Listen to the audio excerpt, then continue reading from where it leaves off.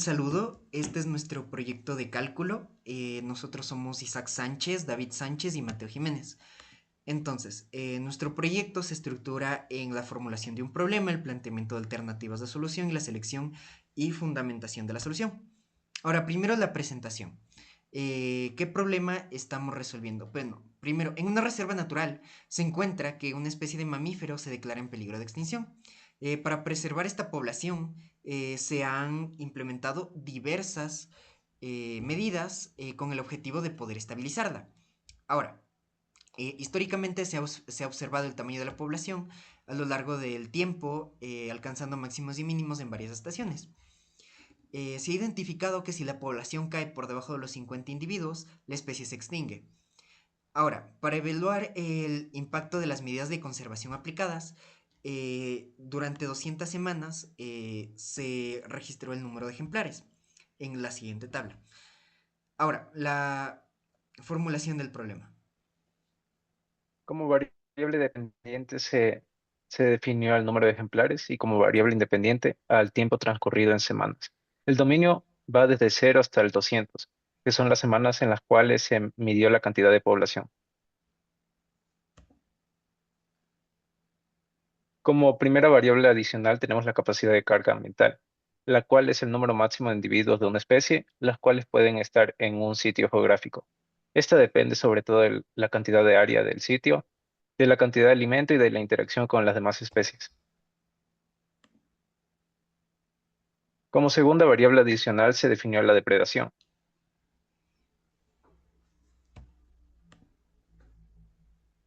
Según si el mamífero es una presa o un depredador, va a tener un comportamiento diferente, como el ejemplo de esta fórmula, la cual es el comportamiento de las presas, en las cuales P vendría siendo la población de presas, R la tasa de crecimiento de las presas, A la tasa de encuentro entre presas y depredadores y D la población de depredadores. Y para el comportamiento de si fueran depredadores se usa esta fórmula, en la cual D viene a ser la población de depredadores, A la tasa de encuentro entre presas y depredadores, B la eficiencia de convertir una presa en un nuevo depredador, P la población de presas y M la tasa de mortalidad de los depredadores.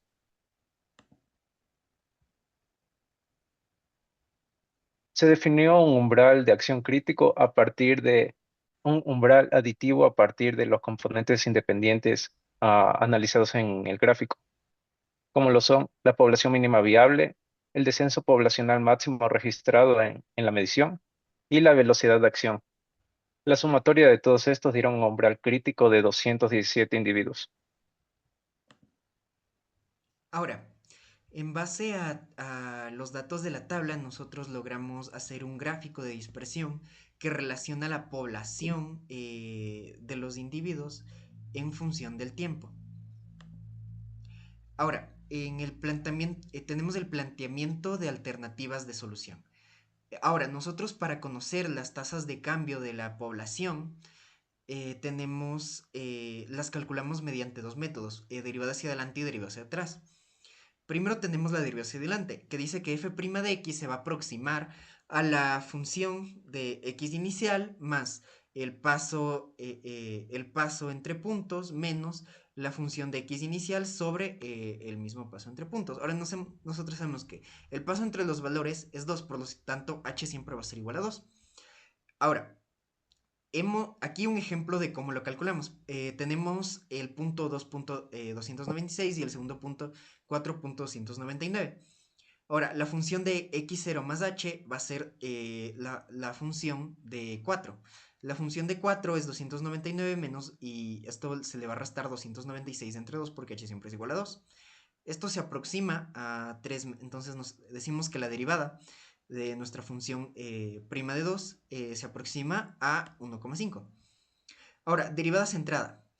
La derivada centrada nos dice que la función prima de x inicial se aproxima a la función de x inicial más el paso entre valores menos la función de x inicial menos el paso entre valores sobre dos veces el paso entre valores.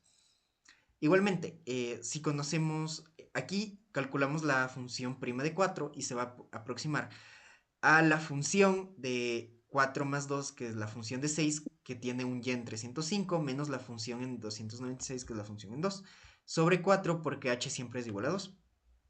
Ahora, tenemos la tasa de cambio aproximada en esta tabla con los valores tanto de derivada hacia adelante como de derivada hacia entrada para cada uno de los diferentes puntos. Ahora, la pregunta es, ¿cuál tiene un menor porcentaje de error? Ahora, nosotros sabemos por la Universidad de Buenos Aires que existe un error por truncamiento. Esto sucede porque la diferencia, la estimación surge de un polinomio de Taylor. Entonces tenemos dos casos. Primero la derivada hacia adelante. El polinomio de Taylor en este caso va a ser de grado 1.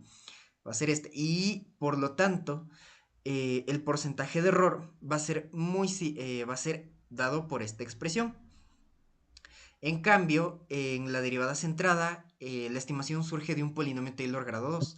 Por lo tanto, el error va a ser mediado durante esta expresión. Por lo tanto, el error en la derivada centrada va a ser mucho menor si h es chico.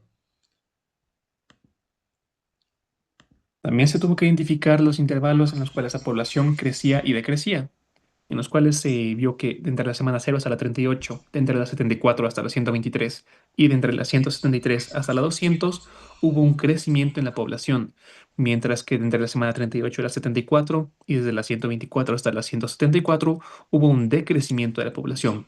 Esto nos puede indicar que la población en estos tres intervalos crecientes tuvo una gran camada reproductiva, la cual de todos los individuos sobrevivieron, o también puede ser que la época del año favorecía la reproducción, ya sea por abundancia de recursos o por escasez de depredadores, mientras que en el periodo decreciente puede haber sido que los recursos escaseaban, entonces los animales no se reproducían o que los depredadores estuvieron cazando activamente a los individuos de esa especie, por lo que su mortalidad fue mayor que su natalidad.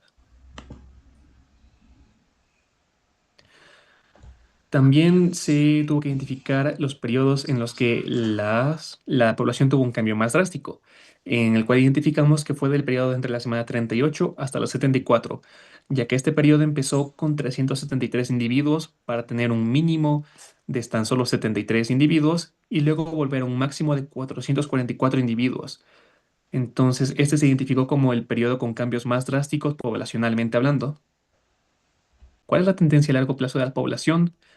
En la cual pudimos ver que la tendencia es estabilizarse en 300 individuos, debido a que, de acuerdo a la gráfica, a la ecuación que se nos proporcionó, se le evaluó con valores de 600 o mayores y tiende a ser casi constante en 300 teniendo cambios milesimales. Entonces, para trabajar únicamente con números enteros, se lo redondea simplemente a 300 individuos.